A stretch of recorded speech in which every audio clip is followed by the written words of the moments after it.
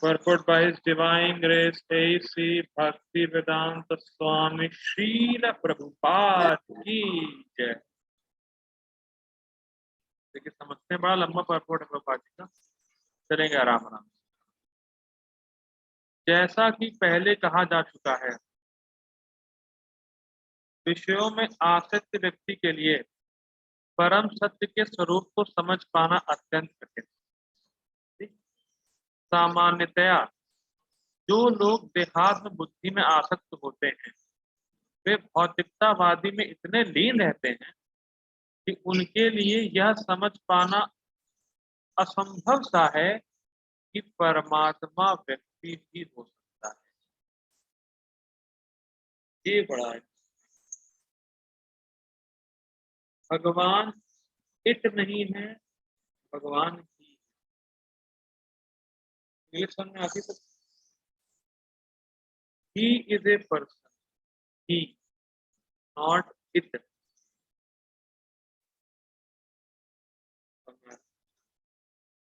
जो तथाकथित अपने आप ज्ञानी कहते हैं वो भगवान को पर्सन नहीं बोलते।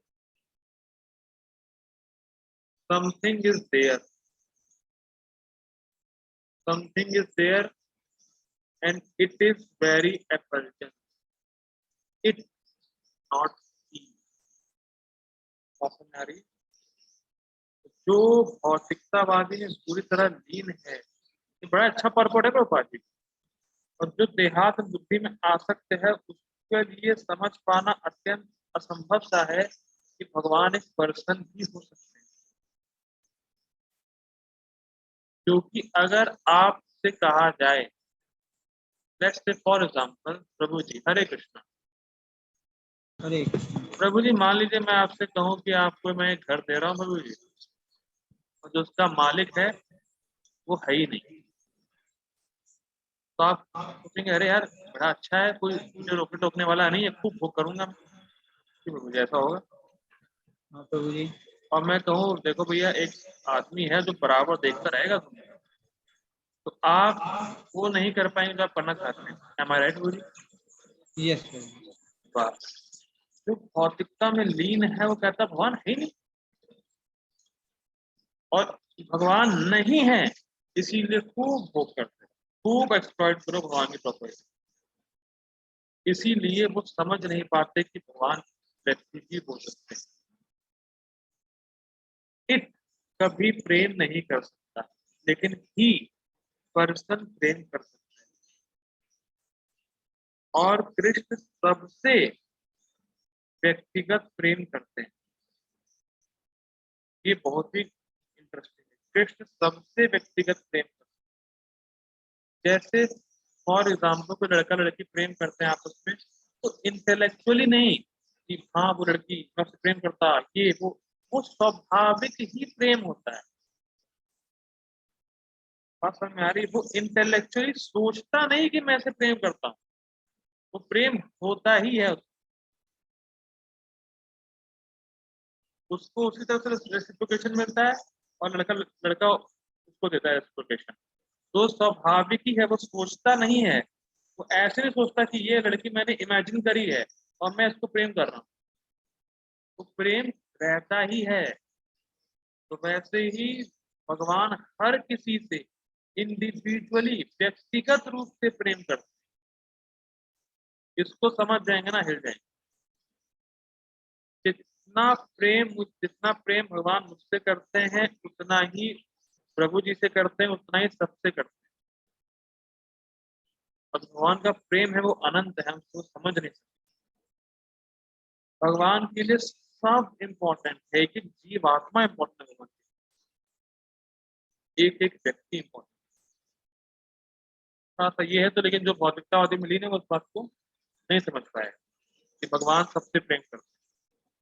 ठीक है, आगे बढ़ते हैं।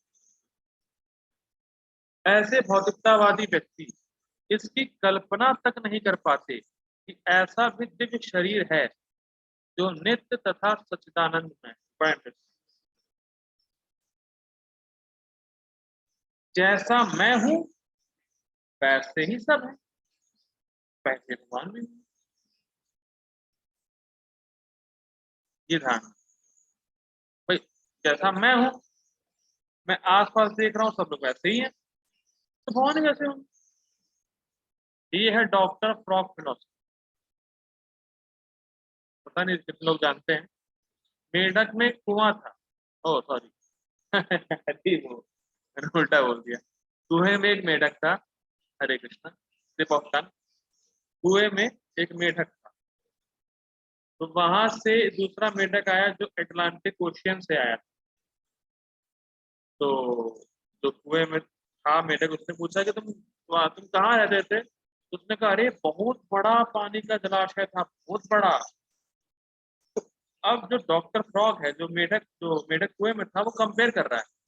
अरे 1 फीट होगा और क्या, इस कुएं से 1 फीट और होगा। कहा, नहीं नहीं, अरे चलो 2 फीट होगा, नहीं नहीं नहीं 3 फीट होगा, 4 फीट होगा।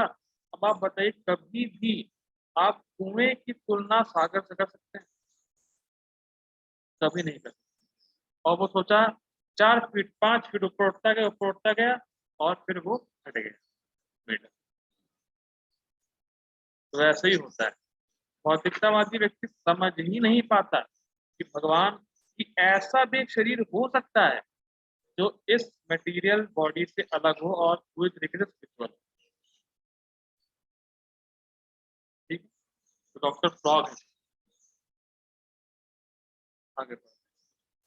भौतिकतावादी धारणा के अनुसार शरीर नाशवान, अज्ञान में तथा अत्यंत दुखमय होता है। ठीक, तो अनुभव कर ही रहे हैं। अतः जब लोगों को भगवान के साकार रूप के विषय में बताया जाता है, तो उनके मन में शरीर की यही धारणा बनी रहती है कि भगवान का शरीर भी ऐसे ही होगा जैसा हमारा है। ऐसे भौतिकतावादी पुरुषों के लिए विराट भौतिक जगत का स्वरूप ही परम तत्व है। फलस्वरूप वे परमेश्वर को निराकार मानते हैं और भौतिकता में इतने तल्लीन रहते हैं कि भौतिक पदार्थ से मुक्ति के बाद भी अपना स्वरूप बनाए रखने के विचार से डरते हैं। ये बहुत बहुत फिलॉसफी क्लियर होगी। जो भी व्यक्ति भौतिकता में बहुत तल्लीन है, भौतिकता में घुसा हुआ है। अच्छा, एक बहुत अच्छा उदाहरण लेते हैं। प्रभु जी हरे कृष्ण। हरे कृष्ण। प्रभु जी आपके घर में कुछ लोग जॉब तो कर ही रहे हैं, हाँ। तो मुझे आप देख रहे हैं कि वो चूसे जा रहे हैं अपने बॉस के द्वारा। यस। चलिए ठीक है, कम से कम आपको देख पा रहे हैं। तो यहाँ पे जितने भी लोग हैं, उनकी धारणा ये है कि यहाँ के जो स्वामी है तथा जो नीलबढ़ के जो स्वामी हैं, वो बस तेल निकालने में लगे, वो बस तेल निकालने में लगे हुए। कैसे कैसे इनको चूस ले, बिल्कुल मतलब इनको छोड़े नहीं, सब अपना काम से निकलवा ले सारा काम। तो व्यक्ति सोचता है कि कृष्ण भी ऐसे ही स्वामी। ठीक है भाई। अरे मुक्ति के बाद भी सेवा है, किसी का नौकर है। समझ रहे हैं? यहाँ पे जब तेल निकाल दिया गया पूरा उसका, तो वो सोचता है मुक्ति के बाद भी अरे मेरा तेल निकाला जाएगा, मुझे नौकर बनना पड़ेगा। इस विचार से वो सोचते हैं कि भैया इससे अच्छा हो कि शरीर ही ना हो, मुझे किसी की सेवा ही ना करनी पड़े। तो सेवा नहीं करनी पड़ेगी तो आपका स्वरूप ही नहीं रहेगा, तो सेवा आप ऐसे भी नहीं कर सकते। ऐसे कहते हैं ना, दूध का जला छाछ भी फूक फूक के पीता है। तो छाछ तो ठंडी होती है, लेकिन जब किसी व्यक्ति का मुंह दूध से जल गया तो सोचता है कि छाछ भी गर्म होगी, तो फूक फूक के पीता है। इंटरेस्टिंग है। तो वैसे ही, अरे यहाँ के स्वामी तो बड़ा तेल निकालते हैं, कृष्ण भी ऐसे ही होंगे, तो भाई कैसे सेवा करेंगे, वहां तो सेवा ही नहीं करनी। तो लोग इतना जल गए हैं यहाँ पे, तो वो सोचते हैं कृष्ण भी ऐसे ही, तो वो सेवा ही नहीं करना चाहते। लेकिन दो चीजें हैं, पहली बात तो सेवा नहीं करना चाहते और उनको लगता है कि अरे इस शरीर में कितना कष्ट है, तो स्पिरिचुअल वर्ल्ड वहां पे भी शरीर मिलता है, वहां पे भी शरीर होता है वहां भी दुख होगा, कष्ट होगा। तो अपनी इस शरीर की धारणा को स्पिरिचुअल बॉडी पे लगाते हैं और सोचते हैं कि मेरा शरीर ही ना हो और मुझे किसी की सेवा ना हो। ये आगे बढ़ते हैं। जब उन्हें यह बताया जाता है कि आध्यात्मिक जीवन भी व्यक्तिगत तथा साकार होता है, तो वह तो वे पुनः व्यक्ति बनने से भयभीत होते हैं। मैंने explain कर दिया। फलतः वे निराकार शून्य में तदाकार होना पसंद।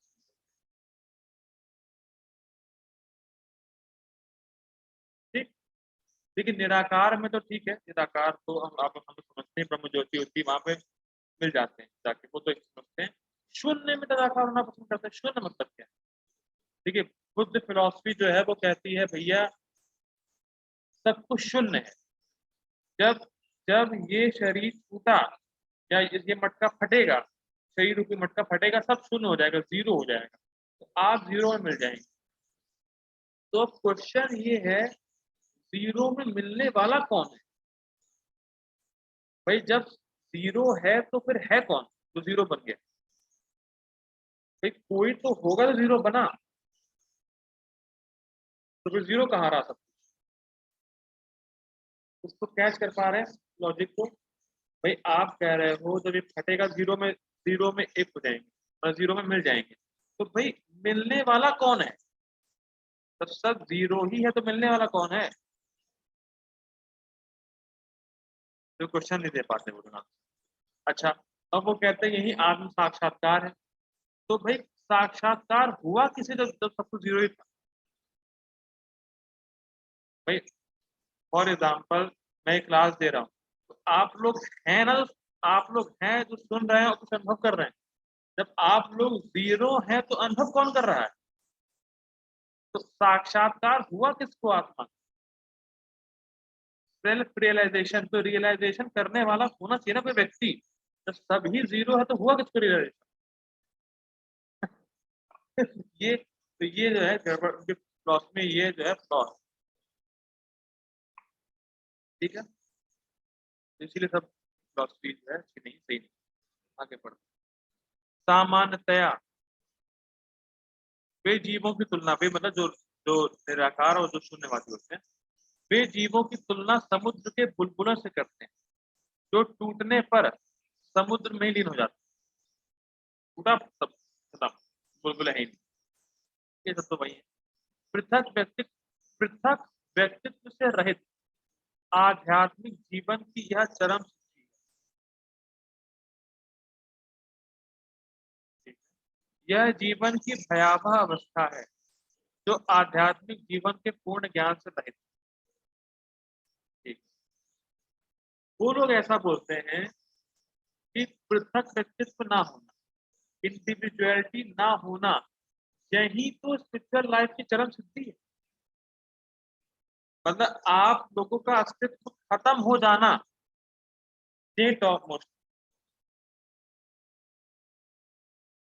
ऐसा वो लोग बोलते कि भैया आपका ना शरीर मिलेगा, ना आपको किसी की सेवा करनी है, आप ब्रह्म में जाके लीन हो जाएंगे, यही तो चरम चरम सिद्धि है। ये बोलते हैं निर्विशेषवादी, निर्विशेषवादी बोलते हैं। और बुद्धिस्ट घटाकाश फटाकाश, सब फटा जीरो, बस हो गया।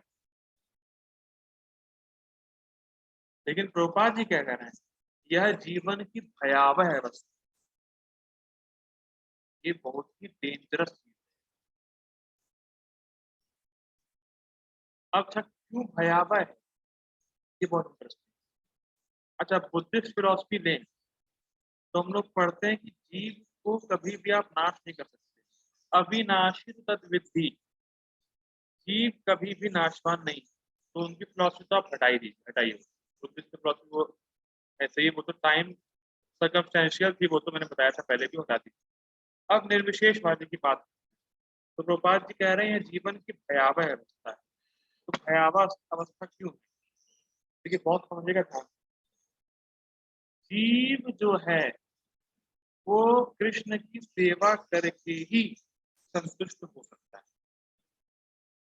ठीक, क्योंकि जीव का जो स्वरूप है मूलतः वो कृष्ण का दास है। ठीक। और जब जीव कृष्ण की सेवा नहीं करेगा तो वो संतुष्ट नहीं होगा, वो आनंद का अनुभव नहीं करेगा। जो पूर्णता आनंद है, जो उसका जो उसका अधिकार है, जो जीव का अधिकार है कृष्ण की सेवा करके आनंद लेना, उससे संतुष्ट होता है, वो चीज उसको होगी नहीं। और कब तक नहीं होगी? बहुत लंबे समय तक नहीं होगी, इसलिए भयावह। बहुत लंबे समय तक वो ब्रह्म ज्योति में कृष्ण की सेवा नहीं करेगा और उसको वहां से भक्तों का संग भी प्राप्त नहीं होगा। समझ में आ रही है? कृष्ण की सेवा से बिल्कुल रहित रहेगा और बहुत लंबे समय तक रहेगा। भाई जैसे मान लीजिए अगर मटेरियल वर्ल्ड में ऊपर नीचे घूम रहा है, तो चांस है भक्तों का संग कहीं मिल गया, ठीक है, आगे भक्ति कर बैठा, भक्ति के लिए आगे बढ़ जाएगा। लेकिन ब्रह्म ज्योति में तो वहां क्या करे? बहुत लंबे समय तक रहना पड़ेगा और कृष्ण की सेवा से वंचित रहेगा, इसलिए भयावह है। बहुत लंबे समय तक उसको जो है संतुष्टि प्राप्त नहीं होगी और इसीलिए वो फिर नीचे भी आता है।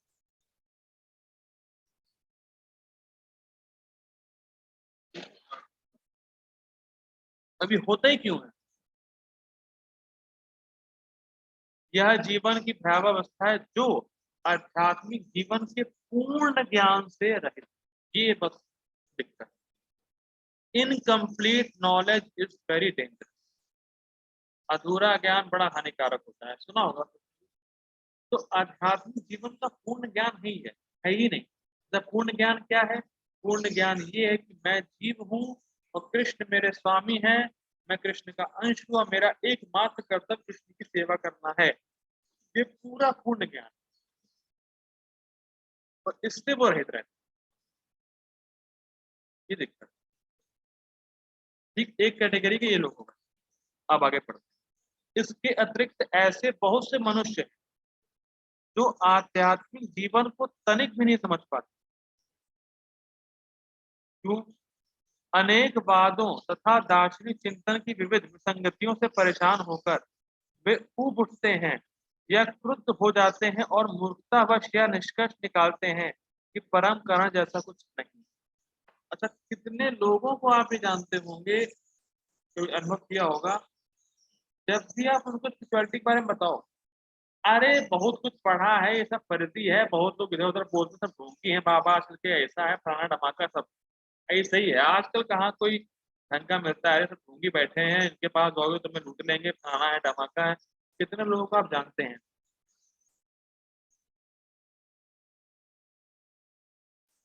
सुन, आप जैसे ही कुछ आध्यात्मिक बोलना चाहेंगे, देखो अरे लूटने आया है, कुछ नहीं, लूटने आया, ढोंगी आई।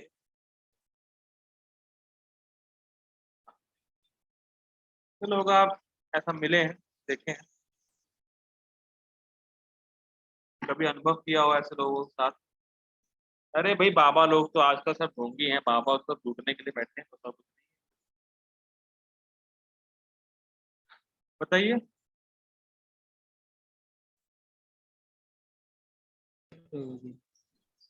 आयुषी मत जाए कैसा? अच्छा, चैट पे आ रहा है बहुत, चलिए ठीक है, अनुभव किया होगा। देखिए ये होता क्यों, प्रोपाल इसको लिख रहा है। देखिए, लोग कभी कभी आध्यात्म के बारे में समझना चाहते हैं, लेकिन गोपाल जी कह रहे हैं वो इतने डिफरेंट डिफरेंट टाइप की फिलॉसफी सुनते हैं और अजीबो गरीब फिलॉसफी सुनते हैं, पढ़ते हैं, बहुत अलग अलग बुक्स पढ़ते हैं, सुनते हैं, ये करते हैं, वो करते हैं, और फिर उनको कुछ समझ में नहीं आता है। वो फ्रस्ट्रेट होके बोलते हैं कुछ होगा ही नहीं, कुछ है ही नहीं, हटाओ, सब सुनना ही नहीं, कुछ है ही नहीं। बात समझ में आ रही है? वो बहुत सी चीजें वो जानना चाहते हैं, लेकिन उनको ऐसे गलत गलत चीजें सुनने को मिलती हैं, अलग अलग फिलोसफी सुनने को मिलती हैं, जो कि मतलब जो कि एप्लीकेबल नहीं होती, जो गलत होती है। फिर उससे रिजल्ट उल्टा आता है, तो सोचते हैं कुछ है ही नहीं, हटाओ यार। जैसे फॉर एग्जाम्पल हम लोगों ने एग्जाम में, मान लीजिए एग्जाम में आपको क्वेश्चन ना आए और आपके दोस्त बताए भाई ऐसे कर लो, भाई देखो ऐसे तो हो जाएगा, ऐसे हो जाएगा। अब वो समझ में नहीं आ रहा है, यार क्या ये ऐसे बता रहा हो, ऐसे बता रहा, हटाओ हटाओ, पढ़ नहीं हटाओ, थोड़ा हटाओ। तो मुझे आपका अनुभव ऐसा है? यस हटाया देखा जाएगा। वैसे ही होता है। तो कुछ कैटेगरी के ऐसे लोग हैं जो सुनना चाहते थे लेकिन गलत लोगों के चक्कर में आके अब वो सोचते हैं कुछ है ही नहीं, सब होंगे, सब हटाओ, कुछ है ही नहीं, परम कारण से कुछ नहीं होता, अपने अपने काम में मस्त रहो, खाओ पियो ऐश करो। ये दूसरी कैटेगरी का लोग ऐसा है। अतः प्रत्येक वस्तु अंतोतगत्वा शून्य है, वो ऐसा बोलते हैं, अरे सब जीरो है, कुछ नहीं, सब जीरो है। ठीक। कुछ लोग भौतिकता में इतने आसक्त रहते हैं कि वे आध्यात्मिक जीवन की ओर कोई ध्यान नहीं देते। और कुछ लोग, अब ऐसे कितने लोग आप जानते होंगे जो भौतिकता में इतने लीन है, अरे यार इस टाइम पे भक्ति भक्ति स्पिरिचुअलिटी, अरे भाई पैसा सा कमाओ यार, देख रहे हो कितना दुनिया कहाँ से कहाँ बढ़ गई है, पैसा कमाओ, ऐशो आराम, मतलब छोड़ो यार, कहाँ यार जल्दी चक्कर में पड़े हुए हो। अभी ऐश करनी है, अभी ऐश ऐश करने का समय, खूब पैसा कमाने का समय है, खूब जोश, पैसा कमाओ, सक्सेसफुल इन लाइफ, सक्सेसफुल बनो। कितने लोगों को जानते हैं आप? लगभग सब ऐसे ही हैं। वो सब ऐसे ही। ये कलयुग की खास पहचान। तो आध्यात्मिक जीवन पे ध्यान भी नहीं देते। आप उनको बताना भी चाहेंगे तो कहेंगे भाई अभी अभी कहाँ लफड़े में पड़े हो यार, अभी तो ऐश करने का समय, तो पैसा कमाने का समय। तो इतना ज्यादा आसक्त है, तो उनको कुछ भी सुनने का मतलब इच्छा ही नहीं होती। देखिए एक को इच्छा हुई तो कुछ मिला नहीं तो बाद में कहा सब जीरो। और कुछ लोग ऐसे हैं कि निर्विशेष वगैरह सेवा वगैरह करना चाहते नहीं है, अरे भैया तंग हो चुका शरीर से, वहां शरीर लेना पड़ेगा, हटाओ। कुछ ऐसे लोग हैं और कुछ इतने भौतिक में है कि उनको कुछ लेना देना ही नहीं। तो प्रभुपाद जी सबको लेके चल रहे हैं इस पथ को, ये बड़ा इंटरेस्टिंग। ठीक, ध्यान नहीं देते। और कुछ लोग निराशावश सभी प्रकार के आध्यात्मिक चिंतनों से क्रुद्ध होकर प्रत्येक वस्तु पर अविश्वास करने लगते हैं। ये बहुत बड़ी प्रॉब्लम समाज। एक दो लोग गलत लोगों के चक्कर में पड़ गए तो वो ये सोचते हैं कि सारे जितने भी लोग हैं सब ऐसे ही हों। वो सही को भी गलत मानते हैं, सही चीज पे भी विश्वास नहीं करते। ये बड़ा दुर्भाग्य है। इस्कॉन जैसी परंपरा, इस्कॉन जैसा जो इस्कॉन जो ज्ञान दे रहा है वो इतना प्रामाणिक है, लेकिन जो लोग गलत लोग के चक्कर में पड़ चुके हैं तो वो इस्कॉन पे विश्वास नहीं करते। कि अरे ये भी ऐसे ही होंगे। माता जी के साथ बोलना चाह रही थी।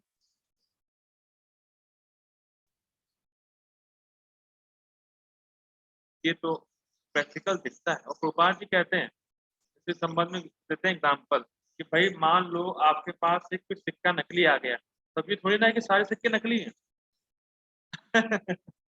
भाई आपके पास एक नोट गलत आ गया तो आप क्या कहेंगे, सारे नोट ही गलत है? ये तो मूर्खता है, तो कोई लॉजिक नहीं।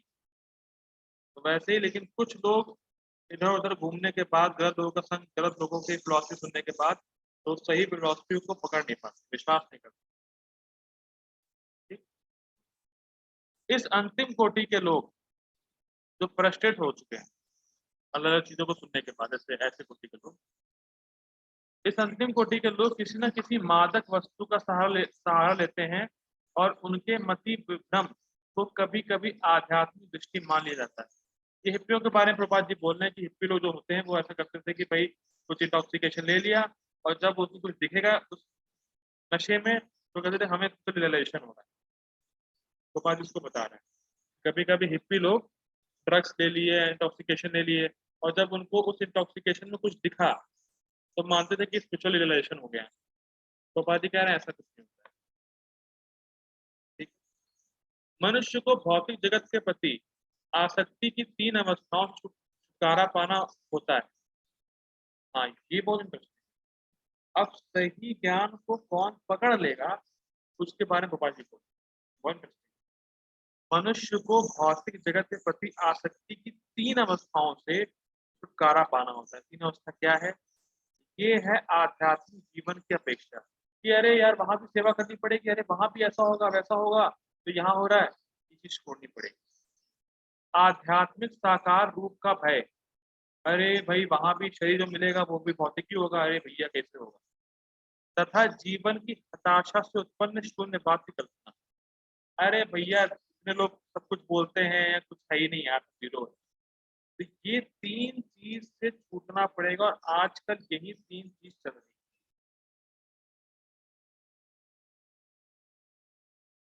आजकल यही तीन चीज चल रही है और यही तीन चीज छोड़नी। आध्यात्मिक जीवन की अपेक्षा, सॉरी आप करिएगा, आध्यात्मिक जीवन की अपेक्षा मतलब उसको निगलेक्ट करना कि अरे फ्यूचर लाइफ तो कुछ है नहीं, वो तो ऐसे ही अभी बहुत बस खूब कमाना है। इस चीज से छुटकारा पाना होगा और जो साकार रूप का भय होता है वो छोड़ना होगा। और जो हताश हो गए हम लोग कि अरे यार बहुत सब लोग ये सब कुछ बोल रहे हैं, कुछ नहीं, जीरो, फ्रस्ट्रेशन हो जाना, तो इन तीन चीजों को हमें छोड़ना होगा, तब हम वास्तविक ज्ञान ले पाएंगे। ये पाएंगे।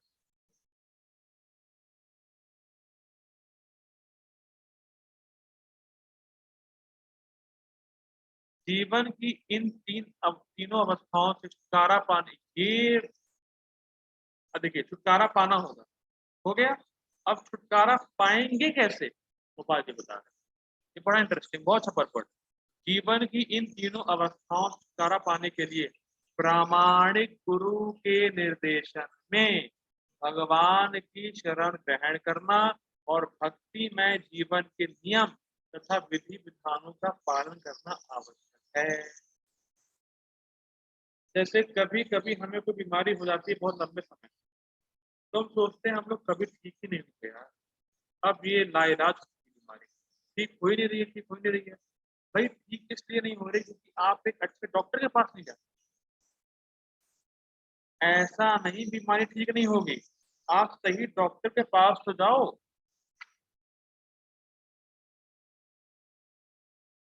समझ आ रही बात। तो वैसे ही जब कोई एक प्रामाणिक गुरु के निर्देशन में जाता है तब वो इन तीनों अवस्थाओं से छूट पाता है, जो कि बीमारी का स्वरूप है।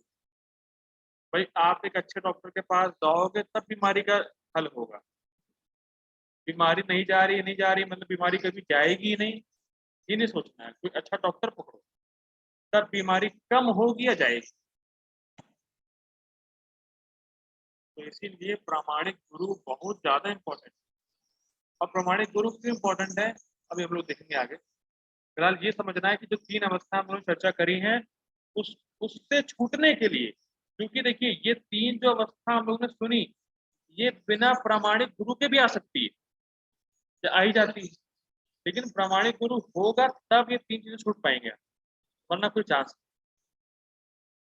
प्रामाणिक गुरु नहीं तो ये तीन अवस्थाएं चर्चा हम लोगों ने की, उसमें आप उलझे रहेंगे तो आपको जकड़ी रहेगी। डिपेंड कर, ठीक है। भक्ति में जीवन की अंतिम अवस्था भाव या दिव्य ईश्वरीय प्रेम कहलाती है। मतलब जो भक्ति का लास्ट स्टेप है वो कृष्ण प्रेम। मद भाव मागतः, श्लोक में जो देखा था उपाधि उसी को बता रहे हैं क्या मतलब है उसका। मद भाव मागतः, मेरे दिव्य प्रेम को प्राप्त कर।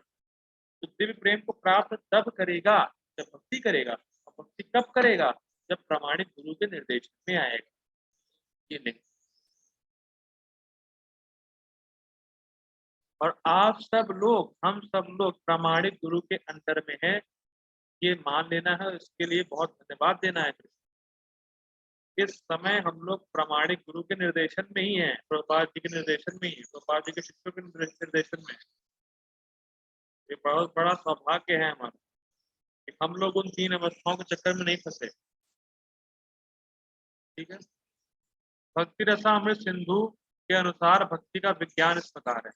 साइंस ऑफ भक्ति देखते हैं क्या है। आदौ श्रद्धा तथा साधु संगोत भजन क्रिया, ततो अनर्थ निवृत्ति स्यात्, ततो निष्ठा रुचिस्ततः अथासक्ति ततो भावस्ततः प्रेमाभ्यदंचति दंचति साधकानां यं प्रेमणः प्रादुर्भावे भवेत् क्रमः, भवेत् क्रमः। ये सब जो स्टेप्स बताए गए हैं ये क्रम के अनुसार होता है। ये नहीं कि 9th स्टेप पहले होगा, फर्स्ट लास्ट में होगा, 4th 5th की जगह, 5th 4th की जगह, ऐसा नहीं। सब जो लेवल हैं वो धीरे धीरे 1 by 1 ही होंगे। भवेत क्रमः, क्रम के अनुसार चलता है साइंस।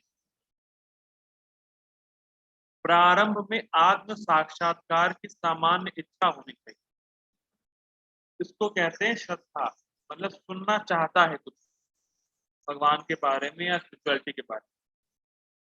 इससे मनुष्य ऐसे व्यक्तियों की संगति करने का प्रयास करता है जो आध्यात्मिक दृष्टि से उठे हुए। हरे कृष्णा प्रभु। हरे कृष्णा। प्रभु जी मान लीजिए आपको गिटार सीखना है, तो आप ऐसे किसी की खोज करेंगे जो दूध बेचता हो? नहीं, अरे क्यों नहीं करेंगे? दूध वाला तो दूध बेचना सिखाएगा, तो किसी गिटार करेंगे आप? जो गिटार सिखाता करेक्ट, हरि ओम। तो अगर तो अगर हमें भक्ति के बारे में जानना है तो हमें उनका ही संग करना है, उनके पास ही जाना जो स्वयं भक्ति कर रहे हैं। और यही तो लोगों की मिस्टेक है। किसी से भी सुन लो कथा, क्या फर्क पड़ता है? अरे भाई भक्त होना चाहिए। आप गिटार सीखना चाहते हैं, दूध वाले के पास नहीं जाना चाहिए, गिटार वाले के पास जाना है।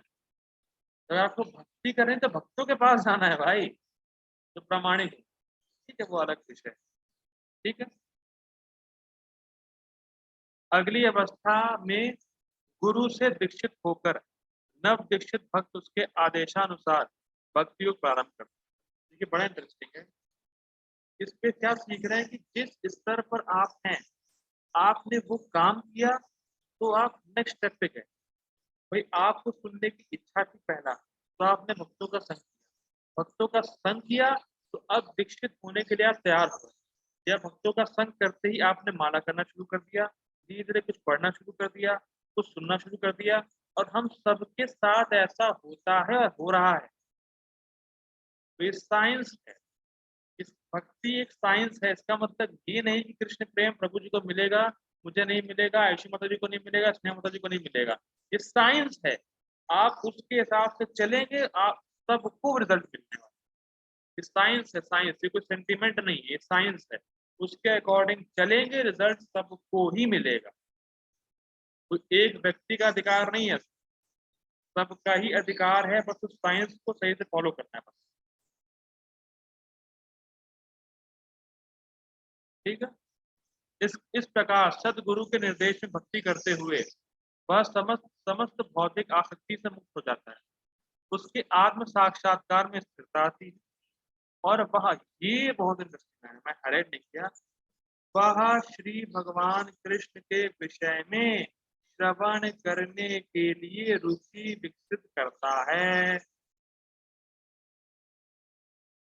भगवान की कथा श्रवण करने में रुचि उत्पन्न करना ही मोस्ट इम्पॉर्टेंट चीज है। अब जो लोग रोज क्लास में आ रहे हैं, मैं समझ रहा हूँ उनको कुछ ना कुछ टेस्ट मिल रहा है, उनको कुछ ना कुछ अच्छा लग रहा है, रुचि आ रही है, इसीलिए वो रोज क्लास में आ रहे हैं। वरना रोज क्लास में आना और वहां बैठना, हम देख चुके तपस्या, ये इतना इजी नहीं होता है हर किसी के लिए। लेकिन आप लोग रोज आ रहे हैं, सुन रहे हैं, मतलब कहीं ना कहीं रुचि उत्पन्न हो रही है। और ये मोस्ट इम्पोर्टेंट, मोस्ट इम्पोर्टेंट, क्योंकि हम लोग सुन चुके हैं कि श्रवण जब करेगा व्यक्ति जन्म और कर्म के भगवान के बारे में, अविद्या नष्ट हो गया, अविद्या नष्ट होने के बाद मद भाव मांगता, भगवान के प्रेम को प्राप्त करे, भगवान को प्राप्त कर ले। तो इस पे एक महाराज जी कहते हैं, the beginning of taste is the end of misery. Krishna कथा सुनने का टेस्ट शुरू हो गया, मतलब अब आपकी परेशानियों का अंत शुरू हो गया। लाइन कृष्ण कथा सुनने की इच्छा या रुचि जागृत हो रही है, वैसे ही आपके दुखों के अंत होना शुरू हो रहा है, अंत होने की प्रक्रिया शुरू हो रही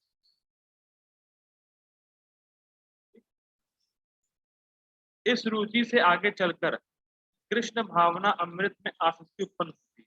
रुचि से होगी आसक्ति, जो भाव में अथवा भगवत प्रेम के प्रथम सोपान में परिपक्व होती है। लंबा विषय है। ईश्वर के प्रति प्रेम ही जीवन की सार्थकता है। तो जीवन की सार्थकता ये नहीं है, प्रभुपाद जी कहते तो भयावह है, ऐसा नहीं। ईश्वर की जो जो, जो जीवन की जो सिद्धि है, जो सार्थकता है, जीवन का जो आपका एम है, वो ये है कि भगवान के प्रति प्रेम को जागृत करना। प्रेम अवस्था में भक्त भगवान की दिव्य प्रेम भक्ति में निरंतर लीन रहता है। अतः भक्ति और समस्त की गलत हो गया, समस्त मन की स्थिति से प्रामाणिक गुरु के निर्देश में सर्वोच्च अवस्था प्राप्त की जा सकती है और समस्त भौतिक आसक्ति व्यक्तिगत आध्यात्मिक स्वरूप के भय तथा शून्यवाद से उत्पन्न हताशा से मुक्त हुआ जा सकता है। तभी मनुष्य को अंत में भगवान के धाम की प्राप्ति हो सकती है। तो इसी को समराइज कर रहा हूं मैं। अगर हम परंपरा में गुरु स्वीकार करते हैं तो गुरु बताते हैं कि भगवान का स्वरूप कितना दिव्य है, वो कितने अच्छे व्यक्ति, वहां कितना आनंद है। तो जब व्यक्ति ये जानेगा तो वो क्यों अपने स्वरूप को खोना चाहेगा, क्यों भगवान की सेवा नहीं करना चाहेगा, क्यों शून्यवादी के बारे में सोचेगा। समझ में आ रहा है बात को? हम लोग देखिए, जो भी स्पॉन में आता है वो सबसे पहले सुनता है कृष्ण आनंदमय है, स्पिरिचुअल है, वहां कितना आनंद है, हमें उनकी सेवा करनी है, हमें सुख मिलता है, नाम जप करेंगे सुख मिलेगा। तो कभी भी व्यक्ति के मन में विचार आएगा ही नहीं कि भाई मेरा रूप ही ना हो, मैं लीन हो जाऊं, ऐसा कोई विचार नहीं आता है।